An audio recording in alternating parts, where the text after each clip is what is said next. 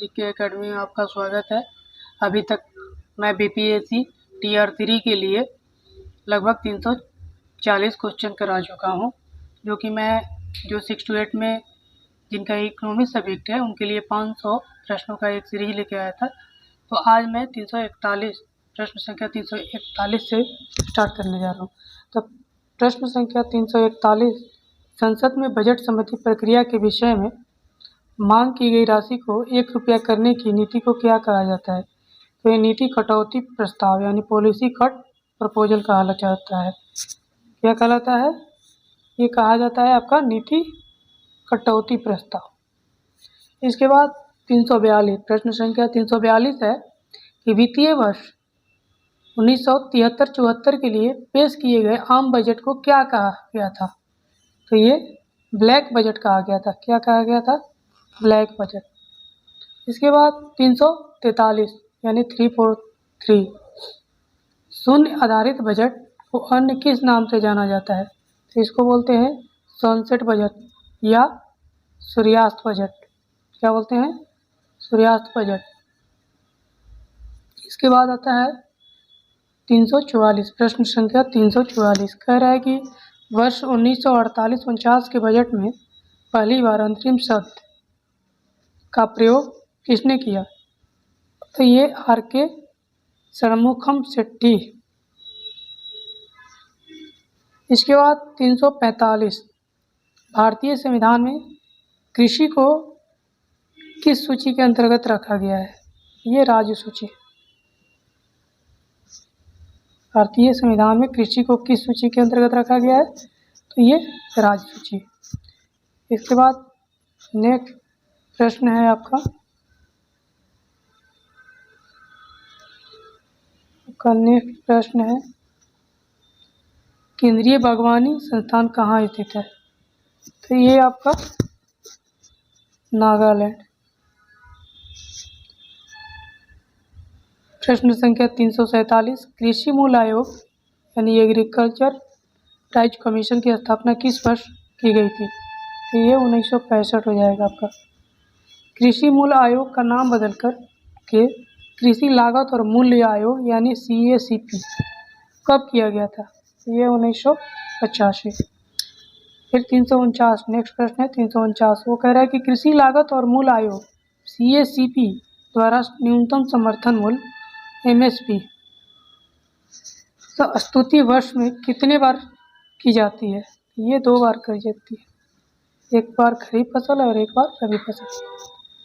इसके बाद नेक्स्ट प्रश्न है 350, इसमें है कि कृषि लागत और मूल्य आयोग यानी CACP का मुख्यालय कहाँ है? तो ये आपका मुख्यालय नई दिल्ली में है। कहाँ है? नई दिल्ली। फिर अगला प्रश्न है कि राष्ट्रीय कृषि अनुसंधान प्रबंधन अकादमी का मुख्यालय कहाँ स्थित है? तो ये हैदराबाद है। कहाँ है? हैदराबाद। नेक्स्ट प्रश्न है आपका 352।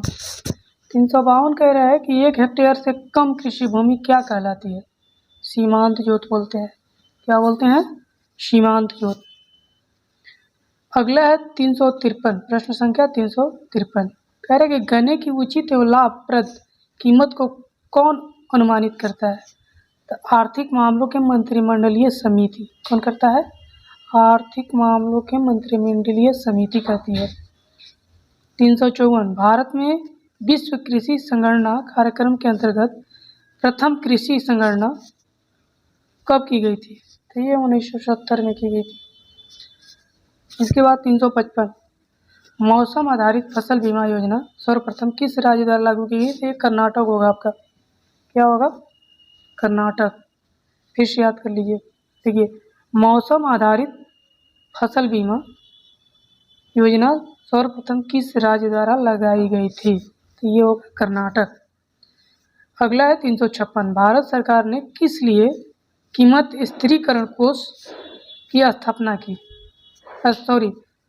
भारत सरकार ने किस लिए कीमत स्थिरीकरण कोष की स्थापना का निर्णय लिया? तो ये निर्णय लिया था आपका ये चाय, कॉफ़ी, रबर और तंबाकू कीमत को स्थिर रखने के लिए। क्या क्या? चाय, कॉफ़ी, रबड़ और तंबाकू की कीमत को स्थिर रखने के लिए। इसके बाद 357 राष्ट्रीय खाद्य सुरक्षा मिशन किस वर्ष प्रारंभ किया गया था? तो ये 2007-8 में किया गया था। अगला है 358 राष्ट्रीय विशेष कृषि उपज योजना मुख्य रूप से किससे संबंधित है? तो ये निर्यात योग्य कृषि मूल्य से है। किससे है? निर्यात योग्य कृषि मूल्य से है। 359 एशिया का पहला मेगा फूड पार्क कहाँ स्थित है? तो ये है रांची में आपका। कहाँ है? केतल सूद रांची। राष्ट्रीय चावल शोध संस्थान, ये लगभग लोगों को याद होगा, कंपटीशन ऑफ कटक। इसके बाद आपका नेक्स्ट प्रश्न है भारतीय गन्ना प्रजनन संस्थान, ये कहाँ है? कोयम्बटूर। कहाँ है? कोयम्बटूर।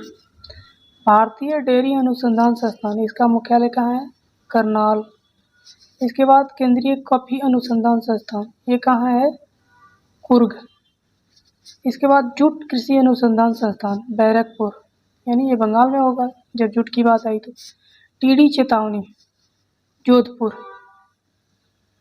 इसके बाद राष्ट्रीय मत्स्य उद्योग विकास बोर्ड, ये हैदराबाद आपका हो जाएगा।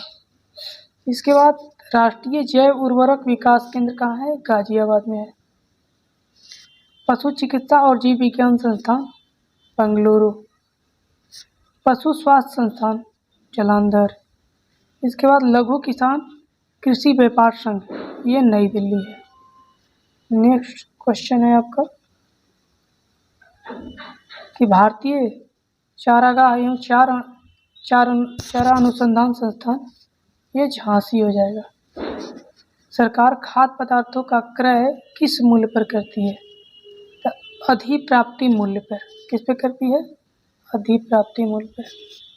अगला प्रश्न है 373 खाद्यान्न की अधिप्राप्ति, वितरण और भंडारण करने वाली नोडल एजेंसी कौन सी है? तो ये FCI है आपको, भारतीय खाद्य निगम लिमिटेड। इसके बाद प्रथम विश्व खाद्य पुरस्कार किसे और कब दिया गया था? तो ये 1987 में स्वामीनाथन जी को दिया गया था। इसके बाद दीर्घकालीन कृषि ऋण किसके द्वारा प्रदान की जाती है? नेक्स्ट प्रश्न है, तो ये हो जाएगा आपका भूमि विकास बैंक होगा। देखिए भूमि विकास बैंक। भारत में प्रथम औद्योगिक नीति की घोषणा कब और किसके द्वारा की गई थी? तो ये हमारे श्यामा प्रसाद मुखर्जी जी के द्वारा की गई थी। उस समय ये ही मंत्री थे, 6 अप्रैल 1948 को। इसके बाद अगला क्वेश्चन है कि भारत में लघु स्तर का मुख्य उद्योग कौन सा है? तो ये हथकरघा उद्योग। BSNL की स्थापना किस वर्ष हुई थी? ये 2000। कागज विनिर्माण उद्योग के लिए प्रसिद्ध कौन से स्थान है? तो यमुनानगर, ये राजस्थान में पड़ेगा। गुवाहाटी जानते हैं, असम।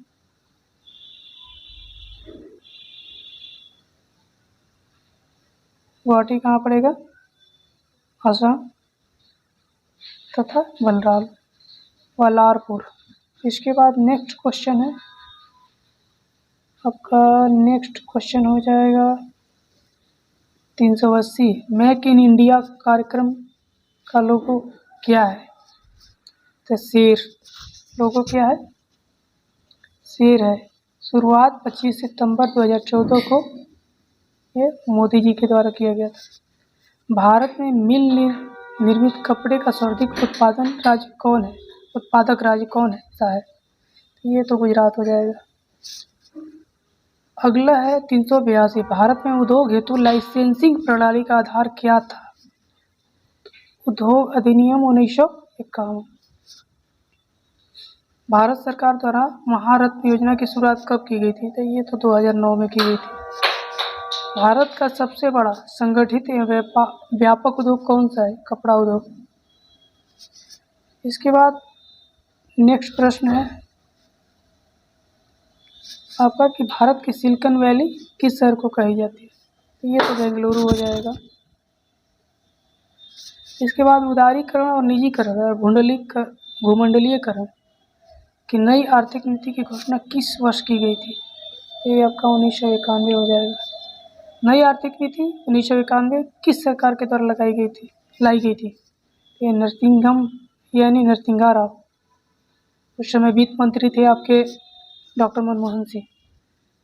इसके बाद 388 सूक्ष्म लघु एवं माध्यम विकास अधिनियम MSMDA कब पारित किया गया था? तो ये 2006 में। इसके बाद नेक्स्ट प्रश्न है आपका कॉर्पोरेट सोशल रिस्पॉन्सिबिलिटी यानी संबंधी कानून सर्वप्रथम किस देश ने बनाया? तो ये भारत। इसके बाद नेक्स्ट प्रश्न है उद्योगों का वार्षिक सर्वेक्षण किसके द्वारा किया जाता है? तो ये आपका हो जाएगा NSSO। इसके बाद भारत में उदार औद्योगिक नीति किस वर्ष अपनाई गई थी? 1991। सूचना क्रांति का जनक किसे कहते हैं? आर्थर सी क्लार्क को। मीरा सेठ समिति किससे संबंधित है? हथकरघा के विकास से संबंधित है। सत्यम समिति का संबंध किससे है? वस्त्र नीति से। किससे है? वस्त्र नीति। भारत में पर्यटन और होटल उद्योग के विकास का उत्तरदायित्व किस पर है? भारत पर्यटन विकास निगम। किस पे है? भारत पर्यटन विकास निगम। इसके बाद प्रश्न संख्या 396 यानी 396 नायक समिति का संबंध किससे है? लघु उद्योग से है। नेक्स्ट प्रश्न है आधुनिक सभ्यता के विकास के लिए सबसे मूलभूत उद्योग किसे माना जाता है? तो ये आपका हो जाएगा लौह उद्योग। क्या हो जाएगा? लौह उद्योग। इसके बाद नेक्स्ट प्रश्न है हिंदुस्तान एरोनॉटिकल्स लिमिटेड किससे संबंधित है? तो ये वायुयानों के उत्पादन से संबंधित है। इसके बाद राउरकेला इस्पात संयंत्र की स्थापना किस वर्ष की गई थी? तो ये 1955 में जर्मनी की सहायता से की गई थी, उड़ीसा में। इसके बाद नेक्स्ट प्रश्न है राउरकेला इस्पात संयंत्र भारत के किस राज्य में स्थित है? तो वही उड़ीसा। भारत में किस इस्पात संयंत्र की स्थापना में जर्मनी सहयोगी देश के रूप में था? तो वही राउरकेला इस्पात संयंत्र।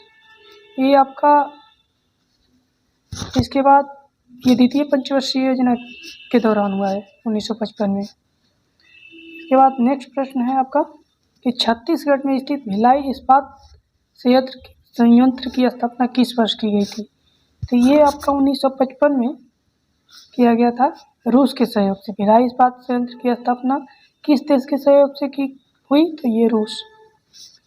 दुर्गापुर इस्पात संयंत्र भारत के किस राज्य में स्थित है? तो ये है आपका पश्चिम बंगाल में। ये भी द्वितीय पंचवर्षीय योजना के दौरान ही हुआ था और इसका जो सहयोगी देश था वो ब्रिटेन था आपका। यानी दुर्गापुर इस्पात संयंत्र का किस स्थापना किस देश के सहयोग से हुई? तो ये आपका ब्रिटेन से हुआ। एक और है आपका नेक्स्ट प्रश्न है कि झारखंड में स्थित बोकारो इस्पात संयंत्र की स्थापना किस वर्ष की गई थी? तो ये तृतीय पंचवर्षीय योजना के दौरान 1964 में की गई थी और ये भी रूस की ही सहायता से की गई थी। तो आप ऐसे इसको ट्रिक से याद कर सकते हैं कि BRB बी से बोकारो स्टील प्लांट रूस की सहायता से और इसके बाद BRB बी से फिर भिलाई भी जो है वो रूस की सहायता से। इसके बाद आपका प्रश्न संख्या 408 भारत में गरीबी को किस रूप में परिभाषित किया गया है? तो कैलोरी प्राप्ति। भारत में निर्धनता के स्तर का आकलन किस आधार पर किया जाता है? परिवार का उपभोग व्यय पर। तो अभी तक हम प्रश्न संख्या 409 तक करा चुके हैं। इसके बाद अगला एपिसोड आएगा 410 से स्टार्ट होगा। आप लोग को ये मेरा कैसा लगा लाइक करिएगा, शेयर करिएगा और मेरे चैनल को सब्सक्राइब करिएगा और कमेंट करिएगा। धन्यवाद।